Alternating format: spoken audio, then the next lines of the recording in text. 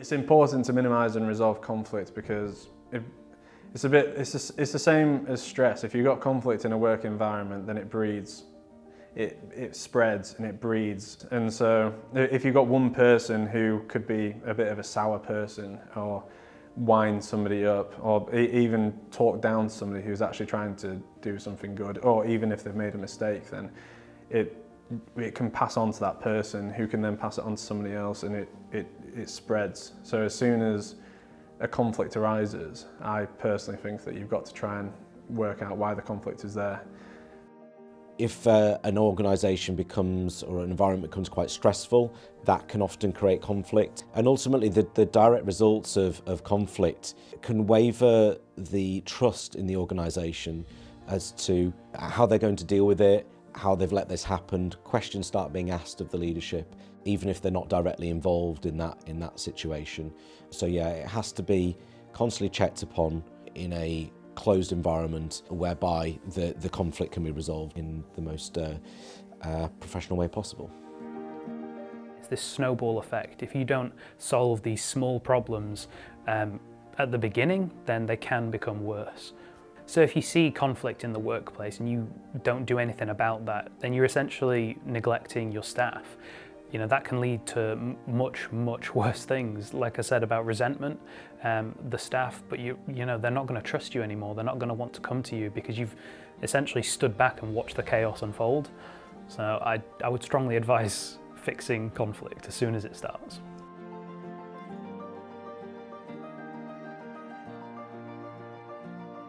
The first thing I would look to do is trying to informally resolve that conflict between the individuals if possible, encouraging the parties to interact with each other on that level so that it can be done without having to go through the necessary processes that are put in place by every organisation to resolve conflict. I think these things can be leaned upon when the time is necessary, and it could be right at the earlier stages with being more severe conflict levels. Sometimes it is about understanding both points of view because they might feel that really they're not being listened to, and that could be something that is your fault at the end of the day, and it's about seeing that and accepting that and seeing how you can go about making changes. Sometimes if it's a big team, making sure two people aren't on the same shift together. It can be as simple as that. A lot of the time, some people just will not get along no matter how hard you try, and that's okay.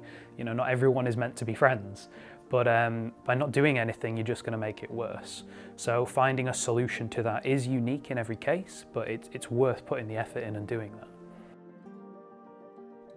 A study on positive work culture was carried out by Harvard Business Review. The study found that a positive and healthy work culture consists of 6 factors. Caring for and maintaining responsibility for colleagues as friends. Offering kindness and compassion when others are struggling and providing support. Forgiving mistakes and avoiding blame. Inspiring one another. Emphasising the meaningfulness of the work.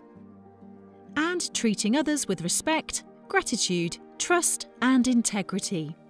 These factors can help to create a healthier, kinder and more productive workplace.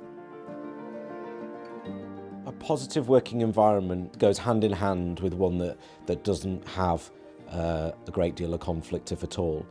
Positive environments allow for team members to ultimately enjoy their roles, enjoy their jobs, and if it's done in a way that's productive and is best for the organisation, then absolutely there are very few occasions where conflict I would foresee happening. However, if it were to, then there's also an atmosphere there potentially of trust, of understanding, and makes it easier for that conflict to be resolved. Best way to prevent a conflict in a workplace is to have that positive atmosphere, you know, have a really happy environment. It's a lot easier said than done. It's about making sure that everyone on the team has either similar interests, or if they don't, it's about finding that common ground and kind of nurturing that.